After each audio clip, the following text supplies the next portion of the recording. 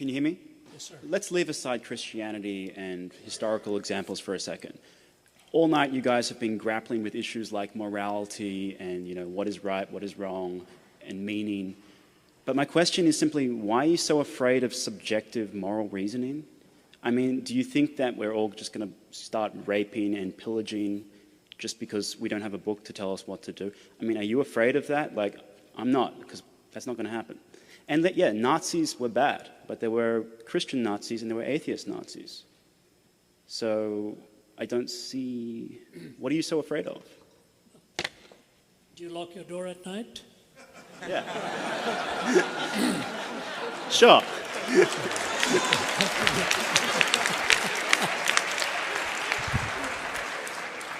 I hear what you're saying. Sounds very cavalier, though. My goodness. If we weren't afraid of all of this, we would not be in a national debt. The billions... China is secular. Sorry? China is secular. Sorry? China is secular. That's right. What does that mean? I mean, they're not raping and pillaging, and neither are we. Oh my, oh my, oh my, oh my, oh my. Have you read what happened during the Red Guards Rebellion? Have you read what happened during the Boxer Rebellion? Do you know who has killed more people in the 20th century than China and Russia? 60 million apiece? Wow. It makes the Holocaust seem tame. The 20th century became the bloodiest century in history.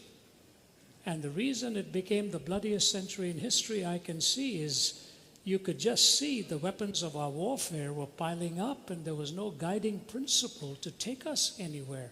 Now, in a perfect world, yes, we don't need to be afraid. Have you seen what happens in our courts of law, where people supposedly love each other and all that comes about in hate and vitriol and damage?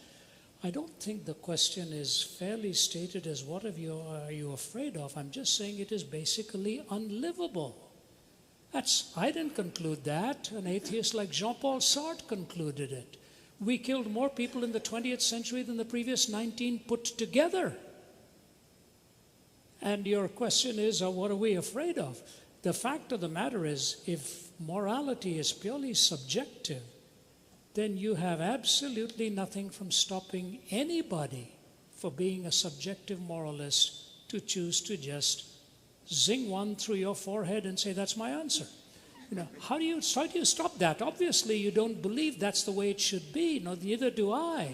So it's not a case of what am I afraid of. It's a case of the fact that if you're willing to say to me that moral reasoning can be purely subjective, I just say to you, look out, you ain't seen nothing yet if everybody believed what you did.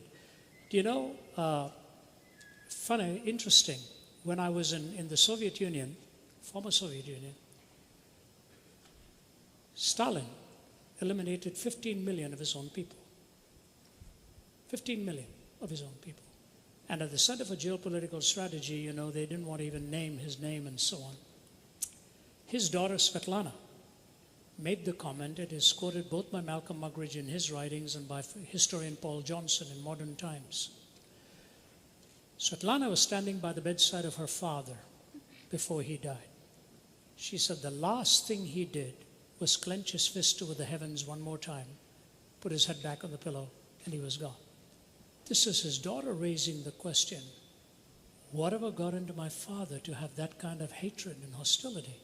And when 15 million were killed of his own people, it is interesting that the faculty members and the general who chatted with me there, my wife will tell you, sat around the table with tears in his eyes when he watched what had been done to his own country by his own leadership. So subjective morality would be very good if we all wanted to be nice people and live around each other without any fear of each other. But the reason you lock your doors, and the reason we have our police, and the reason we have our military, and the reason we have our law courts is because when subjective morality becomes totally subjectivized, this is what happens in society. So it's a great idea, but I hope nobody absorbs it. Thank you. We go on to the next one there. Thank you.